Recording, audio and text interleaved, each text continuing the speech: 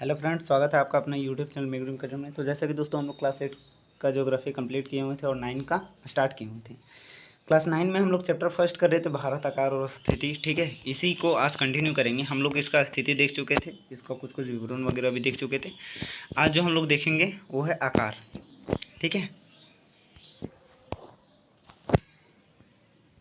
चलिए स्टार्ट करते। बोल रहा है भारत के भूभाग का कुल क्षेत्रफल लगभग 32.8 लाख वर्ग किलोमीटर है। भारत का भूभाग का कुल क्षेत्रफल कितना है? 32.8 लाख वर्ग किलोमीटर। ठीक है, भारत का क्षेत्रफल विश्व के कुल भौगोलिक क्षेत्रफल का 2.4% है। अगर सिर्फ और सिर्फ हम भारत का क्षेत्रफल का बात करते तो, और अगर इसका कंपैरिजन विश्व के क्षेत्रफल से बात करते हैं, भौगोलिक क्षेत्रफल से, तो ये कितना है? 2.4%। ठीक है, चित्र 1.2 से आप स्पष्ट हैं कि भारत विश्व का 7वां बड़ा देश है। ठीक है, अब अगर हम डायग्राम देखते हैं तो डायग्राम से यहाँ हमें पता चलता है कि भारत जो है सो विश्व का 7वां सबसे बड़ा देश है। देखिए, नंबर 1 में कौन आता है? रूस, क्षेत्रफल की दृष्टि से ये है। ठीक है, देखिए, रूस फर्स्ट है, कनाडा सेकंड, अमेरिका थर्ड, चीन four, Brazil 5, Australia 6 and Bharat 7 number में आता है क्षेत्रफल की दृष्टि से। ठीक है, बोल रहा है भारत की स्थल सीमा रेखा लगभग 15,200 किलोमीटर और समुद्री तट रेखा अंडमान और निकोबार द्वीप समूह तथा लक्षद्वीप समूह के साथ 7516.6 किलोमीटर है। ठीक है, अगर हम भारत का सीमा का बात करते हैं, ठीक है, तो स्थल सीमा का अगर हम इसका बात करते हैं तो वो कितना? लगभग 15,200 किलोमीटर। मतलब भारत जो है, भारत के बाउंड्री वाले देशों से जो जुड़ा हुआ है, जैसे पाकिस्तान हो गया हमारा, चीन हो गया, नेपाल, भूटान, म्यांमार, बांग्लादेश। ठीक है, इन सारे देशों से जो जुड़ा हुआ है स्थल से, ठीक है, वो लगभग कितना है? 15,200 किलोमीटर। और अगर हम समुद्री तट रेखा का बात करते हैं, जैसे अंडमान और निकोबार द्वीप समूह हो गया, लक्षद्वीप द्वीप समूह हो गया, इन सारे का अगर बात करते हैं तो वो जो एरिया है, मतलब वो जो सीमा है, वो कितना है? 7516.6 किलोमीटर है। ठीक है, आगे बढ़ते हैं। बोल रहा है भारत के उत्तर पश्चिम, उत्तर तथा उत्तर पूर्वी सीमा पर नवीनतम वलित पर्वत है। ठीक है, अगर हम भारत के उत्तर पश्चिम और उत्तर तथा उत्तर पूर्वी सीमा पर बात करते हैं तो यहाँ पर क्या है? नवीनतम वलित पर्वत है। इसके दक्षिण का भूभाग उत्तर में चौड़ा है। अगर इसका दक्षिण का भूभाग का बात करते हैं, ठीक है, और उसका उत्तरी की ओर बात करते हैं तो क्या है? चौड़ा है। और 22 डिग्री उत्तरी अक्षांश से हिंद महासागर की ओर संकरा होता है। क्या बोल रहा है कि 22 डिग्री उत्तरी अक्षांश की अगर हम बात करते हैं तो ये हिंद महासागर की ओर क्या कर रहा है? संकरा हो रहा है। जैसे हम यहाँ देखते हैं,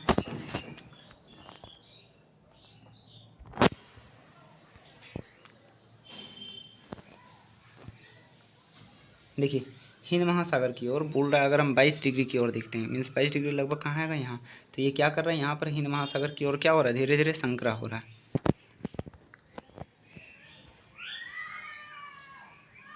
इसके पश्चिम में अरब सागर तथा पूर्व में बंगाल की खाड़ी स्थित है। हम जानते हैं कि भारत का अगर हम पूर्व की ओर बात करते हैं तो पूर्व में क्या है? बंगाल की खाड़ी है और पश्चिम में अरब सागर है। चित्र 1.3 में देखिए कि अक्षांश और देशांतर का विस्तार लगभग 30 डिग्री है। ठीक है, अगर हम भारत का अक्षांश और देशांतर का विस्तार का बात करते हैं तो लगभग कितना है? 30 डिग्री है। परंतु फिर भी पूर्व पश्चिम का विस्तार उत्तर दक्षिण के विस्तार की अपेक्षा कम प्रतीत होता है। और पूर्व पश्चिम का विस्तार का अगर हम बात करते हैं तो ये थोड़ा कम है। किसकी अपेक्षा में? उत्तर दक्षिण के विस्तार की अपेक्षा में। गुजरात से अरुणाचल प्रदेश के नवी स्थानीय समय में 2 घंटे का अंतर है। अगर हम बात करते हैं गुजरात और अरुणाचल प्रदेश, दो अलग अलग राज्य ले रहे हैं, ठीक है, इन दोनों के बीच डिस्टेंसेस भी है। और इन दोनों राज्यों का अगर हम बात करते हैं तो इन दोनों का जो समय अंतराल है वो लगभग कितने का समय अंतराल है? 2 घंटे का। यानी कि अगर सपोज गुजरात में 6 बज रहा है तो वही जाके अरुणाचल प्रदेश में कितना बजेगा? या तो 8 घंटा, मतलब 8 बजेगा, या फिर 4 बजेगा। मीन्स 2 घंटा आगे होता है आई थिंक। आगे बोल रहा है अतः 82 डिग्री 30 मिनट पूर्व देशांतर रेखा को भारत की मानक यामी उत्तर माना गया है। 82 डिग्री 30 मिनट पूर्व देशांतर रेखा को क्या माना गया है? भारत का मानक यामी उत्तर माना गया है, जो कि उत्तर प्रदेश में मिर्ज़ापुर से गुजरती है। ये कहाँ से गुजरती है? उत्तर प्रदेश के मिर्ज़ापुर से। अक्षांश का प्रभाव दक्षिण से उत्तर की ओर दिन और रात की अवधि बढ़ती है। ठीक है, और यही अक्षांश का प्रभाव के कारण क्या होता है? दक्षिण से उत्तर की ओर जब जाते हैं तो दिन और रात में अवधि का प्रभाव दिखने को मिलता है। क्यों? क्योंकि 2 घंटे का चूँकि हम अंतर देख लेते हैं सिर्फ और सिर्फ एक लाइन में। अगर उत्तर दक्षिण का हम बात करते हैं तो इसमें तो काफ़ी ज़्यादा डिफरेंसेस देखने को मिल जाता है। इसलिए क्या होता है? दिन और रात का डिफरेंसेस हमें देखने को मिलता है। अब आगे जो टॉपिक है भारत तथा विश्व, इसकी बात करेंगे। बोल रहा है भारतीय भूखंड एशिया महाद्वीप के पूर्व और पश्चिम के मध्य स्थित है। भारतीय भूखंड कहाँ है? एशिया महाद्वीप के पूर्व में और पश्चिम के मध्य में, पूर्व और पश्चिम के मध्य में स्थित है भारत। ठीक है। भारतीय भूभाग एशिया महाद्वीप का दक्षिणी विस्तार है। भारतीय भूभाग जो है सो एशिया महाद्वीप का क्या है? दक्षिणी विस्तार है। हिंद महासागर जो कि पश्चिम में यूरोपीय देशों और पूर्वी एशियाई देशों को मिलाता है। हिंद महासागर जो क्या करता है? पश्चिम में यूरोपीय देश और पूर्वी एशियाई देश को मिलाता है। भारत को केंद्रीय स्थिति प्रदान करता है। भारत को क्या करता है? केंद्रीय स्थिति प्रदान करता है, मतलब सेंट्रल पॉइंट पर ये निर्देशित करता है। देखिए दक्षिण का पठार हिंद महासागर में शीर्षवत फैला हुआ है। ये क्या कर रहा है? दक्षिण का पठार जो है वो हिंद महासागर में क्या किया हुआ है? शीर्षवत फैला हुआ है। और पश्चिम एशिया, अफ्रीका, यूरोप के देशों के साथ साथ पूर्वी एशिया के देशों से भी पूर्वी तट के माध्यम से निकटतम संबंध बनाए हुए हैं। ये क्या कर रहा है?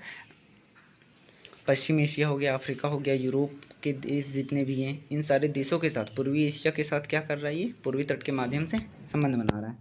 हिंद महासागर में किसी भी देश की तटीय सीमा भारत जैसी नहीं है।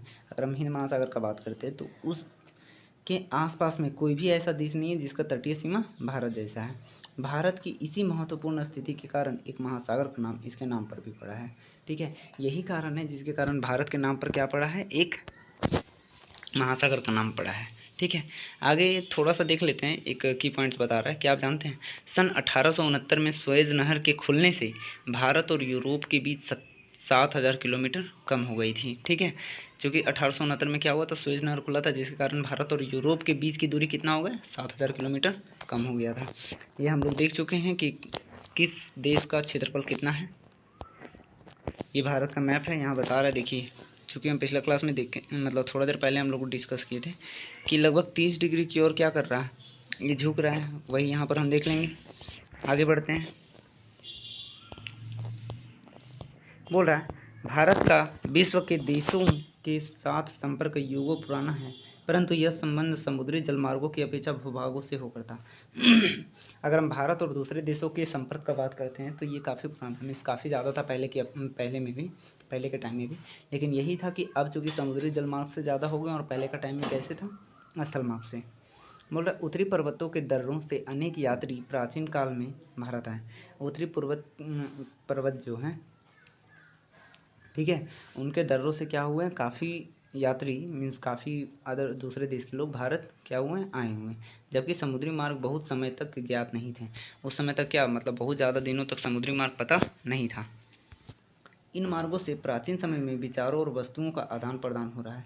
यही कारण है, मतलब इन्हीं सब मार्गों के कारण से, खास करके समुद्री मार्ग वगैरह तो अब ज़्यादा प्रचलन में आ गए हैं, जिसके कारण क्या होता है? दो देशों के बीच या फिर कई देशों के बीच क्या होता है? वस्तुओं का आदान प्रदान, जिसको हम बोल सकते हैं आयात निर्यात होता है। भारत का पश्चिम, मध्य और पूर्वी एशिया तथा दक्षिणी एशिया के पड़ोसी देशों के साथ एक अद्भुत संपर्क रहा है। अगर हम भारत का संबंध का बात करते हैं तो भारत का पश्चिम, मध्य और पूर्वी एशिया के साथ तथा दक्षिणी एशिया के साथ भी, या फिर दक्षिणी एशिया के पड़ोसी देशों के साथ भी एक अच्छा संपर्क रहा है। इसी प्रकार उपनिषदों के विचार, रामायण तथा पंचतंत्र की कहानियाँ, भारतीय अंक एवं दशमलव प्रणाली आदि संसार के विभिन्न भागों तक पहुँच सकें।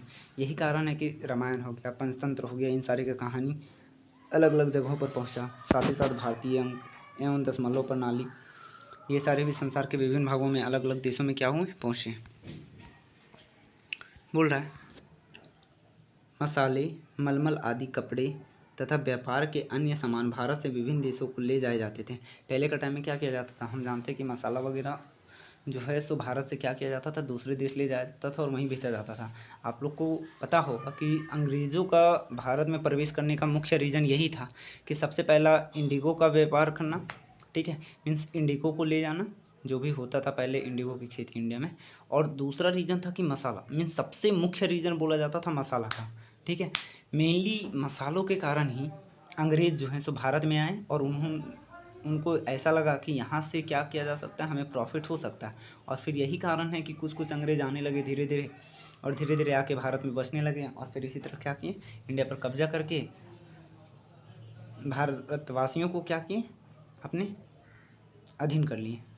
इसके विपरीत यूनानी स्थापत्य कला तथा पश्चिमी एशिया की वास्तुकला के प्रतीक मीनारों तथा गुंबदों का प्रभाव हमारे देश के विभिन्न भागों में देखा गया।